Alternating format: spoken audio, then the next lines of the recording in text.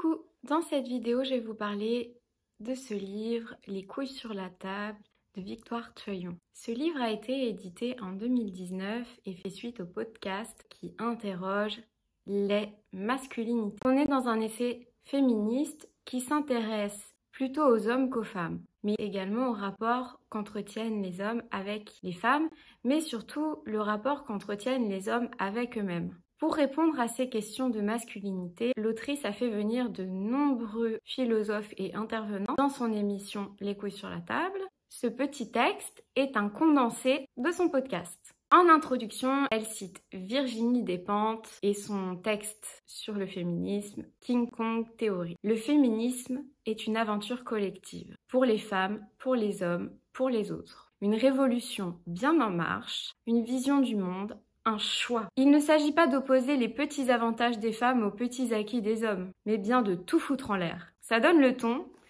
de ce livre, mais aussi d'un certain courant du féminisme. Ce livre féministe s'intéresse à la construction de la masculinité. Il s'intéresse également à l'illusion du modèle masculin naturel. Il nous montre tout cet apprentissage des petits garçons qu'on empêche par exemple de jouer avec des poupées ou de se déguiser en fille, qu'on enferme dans un rôle. Elle nous parle aussi de l'impact de la vision de l'homme sur le monde entier, notamment sur la ville. Évidemment, elle nous parle des agressions dans la rue, de ces hommes qui vous interrompent, viennent vous dire « Ah, t'es trop belle » et si on répond pas, on se fait insulter. Elle nous parle aussi de quelque chose dont je n'avais pas conscience, c'est comment la ville est pensée par des hommes pour des hommes. On parle évidemment de tous les noms de rues avec des noms masculins. Moins de 10% des rues en France ont un nom de femme. Le sujet est quand même à mettre sur la table.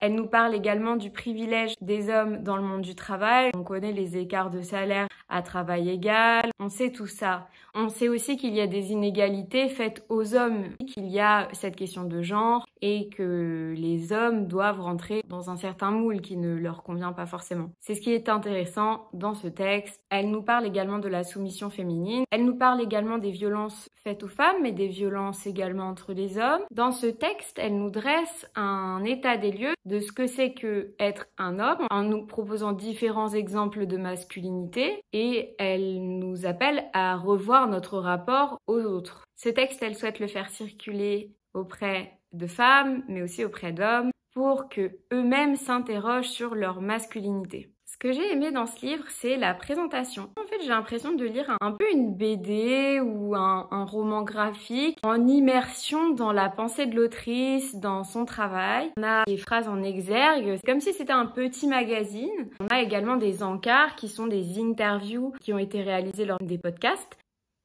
Une des phrases à retenir, c'est « Il faudrait à la fois que la vie des hommes change, que nos représentations changent et que nos politiques publiques changent. » Il y a tout un travail qui est fait, mais ce n'est pas encore suffisant. Il faudrait vraiment mettre fin à cette violence qui oppose les hommes et les femmes. Une autre phrase que j'ai beaucoup appréciée, c'est celle-ci. « La sollicitude, la tendresse, l'attention sont des possibilités humaines que tout le monde gagnerait à développer. » Elle y fait un travail d'introspection et s'interroge sur le fait d'habiter avec un homme ou pas, le rapport à la sexualité, le rapport au genre.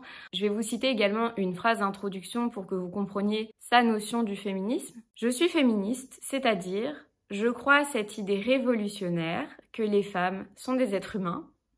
Jusque-là, on est d'accord. Je veux et je crois que c'est possible que, quel que soit notre genre, nous puissions mener des vies libres et heureuses. Respecter les autres, c'est être en société et vivre heureux. Voilà pour ce texte. Je vous souhaite à tous de belles lectures et je vous dis à bientôt pour une prochaine vidéo. Chaud.